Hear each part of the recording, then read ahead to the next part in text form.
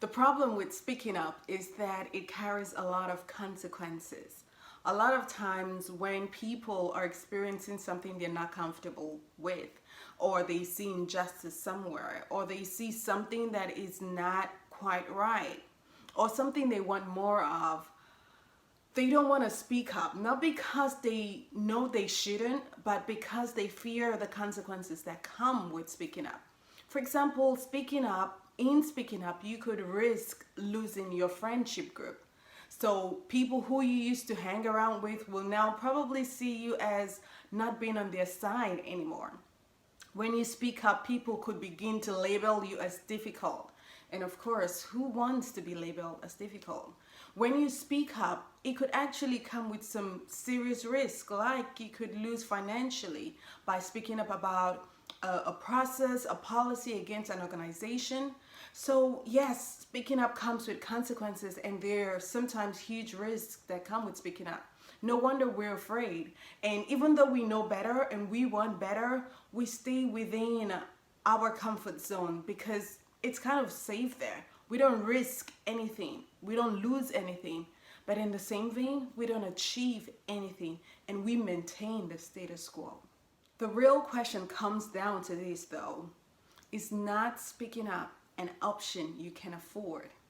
So if you think about your relationship right now, are you enjoying the level of intimacy, connection, and support that you want and crave?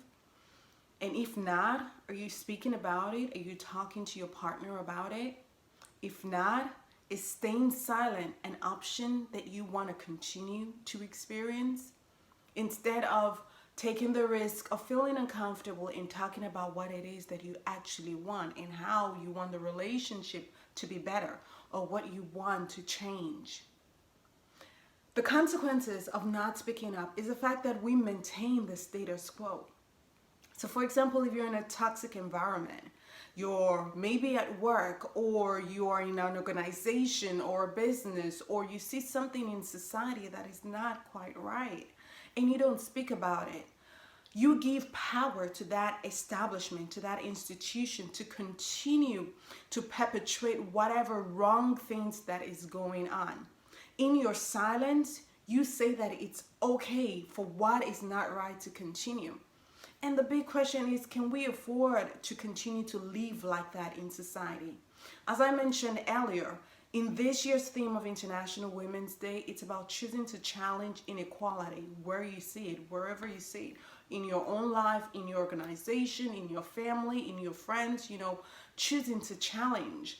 Because when we keep quiet, when we maintain silence, when we choose to continue to let those situations go on without challenging it, without speaking up about it, we give power to those institutions to continue to suppress us, to continue the activities that are not right. In choosing not to speak up, we take the side of the oppressor. We close our eyes at injustice. So remember that your silence does not serve anybody, not even you. By choosing to remain silent and not speak up, you are making sure that whatever challenge you're facing, our society is facing, will continue even to the next generation. So, how do you speak up for yourself, for the greater good? I'll share some tips with you. First, start with the acknowledgement and awaken to the truth that you are important, that you are priority, that you matter. Remember when I shared with you earlier about what you want that you're not getting? And I talked about whether you wanted more connection and more intimacy in your relationship, but you're afraid to speak up about what's wrong and what is not going right in that relationship. Well, start by remembering that you are important. Those feelings that you have are valid. And so if you want more connection, if you feel like you want more support from your partner, if you feel like the relationship is not meeting your needs emotionally, physically, financially, however, then it's time that you remember that you are valid, that those feelings are valid and you are important, that you matter. Second, ask yourself if you want to continue to live this way. In the next 6, 12, 18, 24 months, Do you want to stay in exactly the same position that you're in right now? If you're not happy with the way the relationship is going, if you're not happy with the situation at work, if you're not happy with what's happening around you in your community, well, in the next 2 years, do you still want to be in that same situation, or do you want things to have evolved and moved on? If so, you gotta start speaking about it, because unless you speak up about it, nothing is going to change. Imagine if everybody else was just in the same situation like you, afraid to speak up, and nobody says anything. Well, 1 year, 2 years, 3 years from now, you're still going to be in the same situation. How will that make you feel? Is that really what you want? Do you not want more for yourself? Do you not want more for your community? Do you not want to have advanced and experienced more joy and more happiness? Third, know that we feel it too. You know, when I started talking earlier in the video, I talked about the consequences that comes with speaking up. Hence why people don't speak up, because they don't want to suffer risk. They're afraid that they could be penalized, they could be labeled, they could lose out financially. So yeah, people are afraid. But the people who actually speak out are also afraid, but they do it anyway. So we feel it too. Anybody who you see who is speaking up against injustice, who is speaking to their boss, who is speaking to their partner about something that they're not comfortable with, they don't like, they want to see change.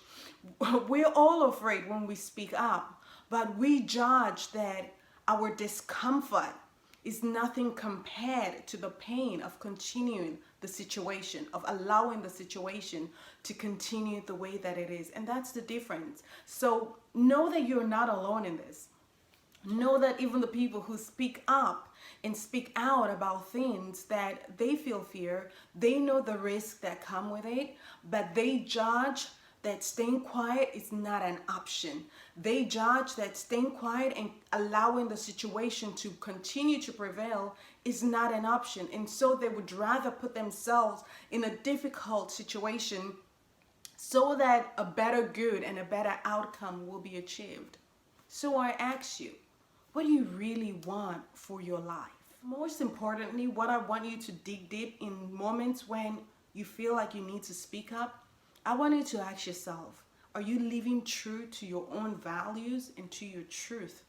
The way you're living and what you're experiencing and saying nothing, is that really who you are? Is that really what you want for your life, for yourself? And so, as I mentioned earlier, this video was inspired by the theme of the International Women's Day, which is choose to challenge.